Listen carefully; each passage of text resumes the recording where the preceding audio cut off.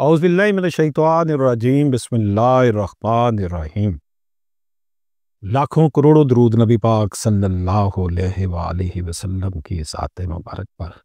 नाज़रीन इकराम, अगर हम अपना हक लेना चाहते हैं तो हमें अपने फ़राइज़ अदा करना होंगे।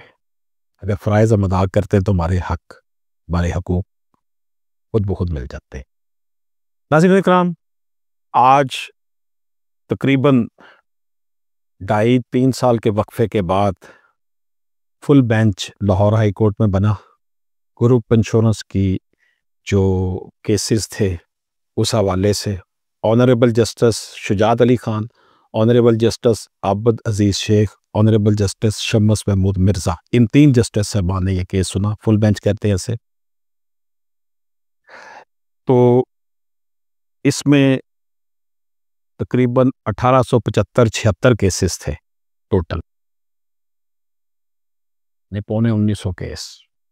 सिर्फ ये एक ही केस इस बेंच के सामने आज लगा था और ऑनरेबल कोर्ट ने हुकूमत पंजाब के वकील जो पेश हुए थे उनको भी डायरेक्ट किया। वफाक की हुकूमत की तरफ से जो असिस्टेंट अटॉर्नी जनरल पेश हुई उनको भी डायरेक्ट किया। इसी तरह उन्होंने लेस्को को, दूसरे महकमा जात को, रेलवे को, सबको डायरेक्ट किया। नोटिस जारी किए हैं कि आप अपना अपना जवाब जमा करवाएं।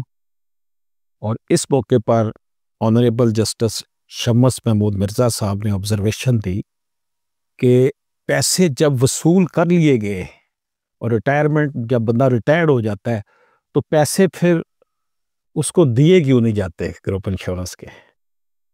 इसका जवाब गवर्नमेंट ऑफ पंजाब की तरफ से जो वकील साहब पेश हुए उनकी तरफ से आए बाएं शाएं था।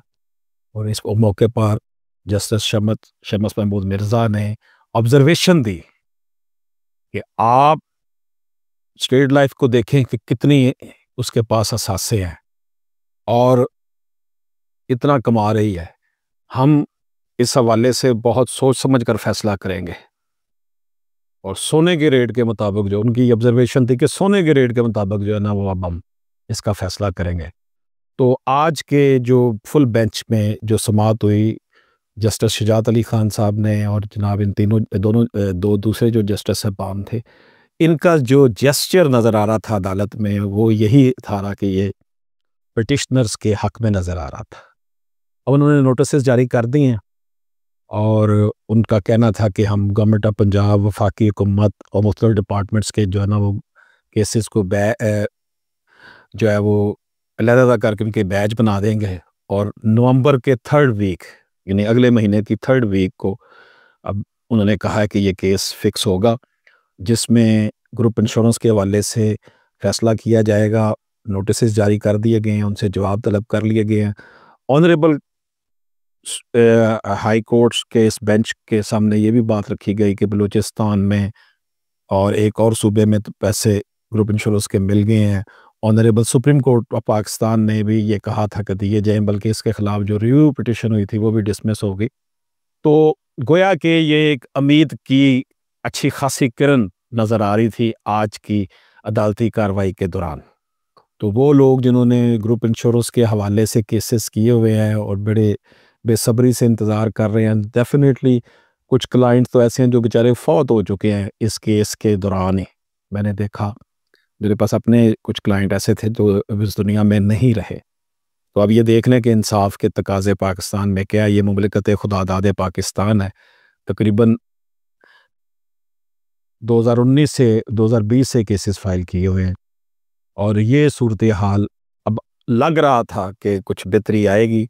और हमारी ये दुआ है कि अल्लाह ताला ग्रुप इंश्योरेंस की रकम लोगों को मिले, लोग अपने बुढ़ापे में बहुत से लोगों के मसाइल हैं उसको हल कर सकें। उन बच्चों की शादियों, कईयों के पास घर नहीं है, मेडिसिन के लिए पैसे नहीं होते।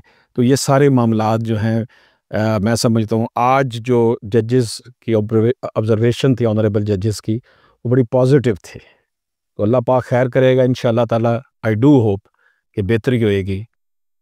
अल्लाह हाफिज़।